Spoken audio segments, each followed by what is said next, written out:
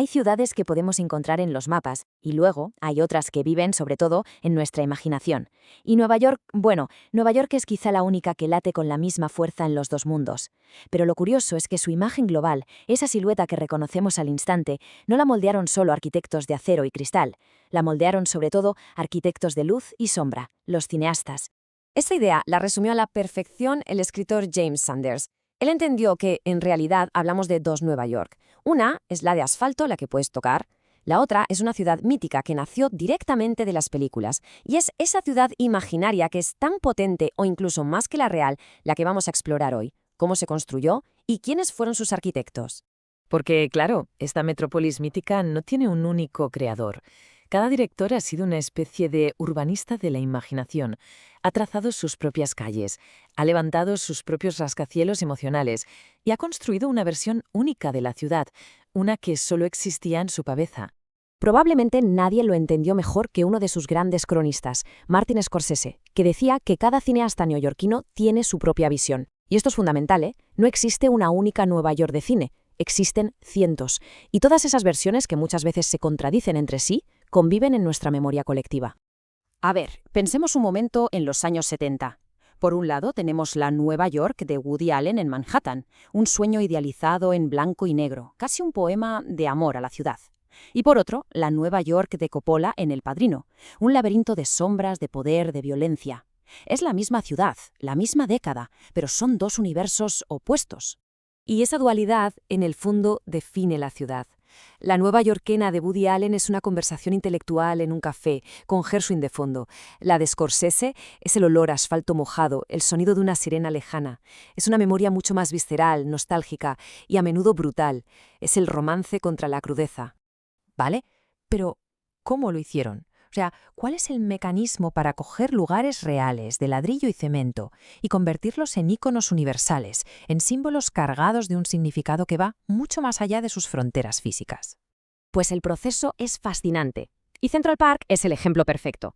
Primero, es solo un lugar, un espacio real en la ciudad. Luego, el cine lo convierte en un plató, un lienzo en blanco para los directores. Puede ser cualquier cosa.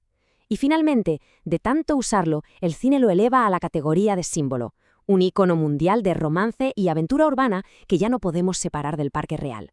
En este universo cinematográfico, la arquitectura de repente cobra vida. El Empire State deja de ser solo un rascacielos, pasa a ser un personaje más. Es el faro de esperanza para los amantes en Tú y yo, es la última fortaleza de King Kong y, por supuesto, es el patio de recreo de Spider-Man. El cine le ha dado un alma, una historia. Y es así como estos lugares trascienden su función original.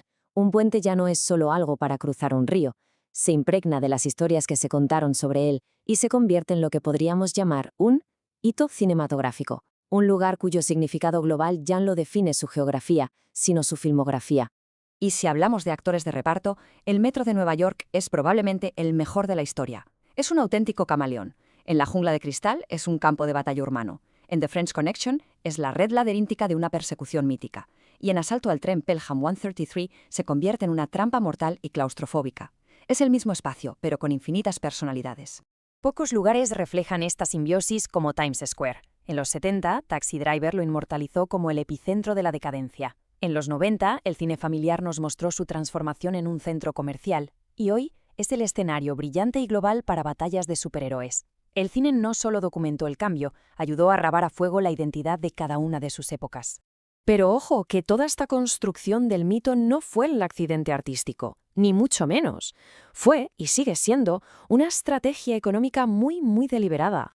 El punto de inflexión tiene fecha, 1966.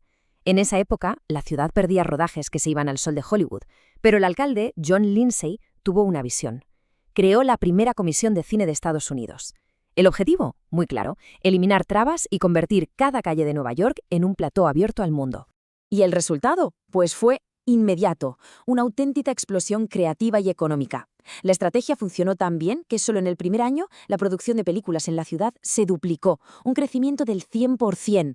La industria del cine, por así decirlo, había vuelto a casa. Y claro, ese renacimiento se tradujo directamente en dinero. Se calcula que en ese primer año, en 1966, la industria inyectó unos $20 millones adicionales a la economía local. Una cifra que para la época era colosal. La ciudad no solo estaba ganando dinero, estaba invirtiendo en su propia leyenda. Y si damos un salto hasta hoy, esa semilla que plantó Lindsay se ha convertido en una industria que genera más de 5.000 millones de dólares al año. Vamos, que queda claro que el mito de Nueva York no es solo arte, es uno de los negocios más rentables del mundo. Y esto nos lleva a la última fase de esta historia. ¿Qué pasa cuando la ciudad mítica, la que se construyó en la pantalla, se fusiona tan por completo con la real que ya es imposible distinguirlas? Pues pasa que para millones de personas en todo el mundo, su primer viaje a Nueva York no fue en avión, fue desde la butaca de un cine. El cine nos dio una idea preconcebida, una especie de memoria implantada que es tan potente que a menudo moldea la experiencia real que tendremos después. Y ese mito ahora da forma directamente a la realidad. Miles de turistas no van a la Quinta Avenida solo a ver una joyería, van a recrear la escena de Desayuno con Diamantes, a buscar su propio momento de película. El turismo se convierte, en cierto modo, en una peregrinación a los escenarios sagrados del cine. El impacto es total. Barrios enteros, como el Lower East Side, se convierten de repente en símbolos de modernidad. El Empire State se consagra como el destino romántico por excelencia. Y al final, la ciudad entera se empaqueta y se vende como una marca global. La encarnación de una idea puramente cinematográfica, el lugar donde los sueños se hacen realidad. Lo que nos lleva claro a la pregunta final, que quizá es la más fascinante de todas sobre la verdadera identidad de esta ciudad hoy en día. Esta imagen del planeta de los simios es quizás la máxima expresión de ese poder del cine. La Estatua de la Libertad semienterrada no simboliza la caída de una ciudad, simboliza el fin de la civilización, porque el cine la convirtió en un símbolo para toda la humanidad. Y por eso, la pregunta final queda ahí, en el aire. Cuando miramos Nueva York hoy, cuando caminamos por sus calles, ¿estamos viendo un lugar real o somos simplemente extras en el plató de cine más grande y complejo que jamás se ha construido?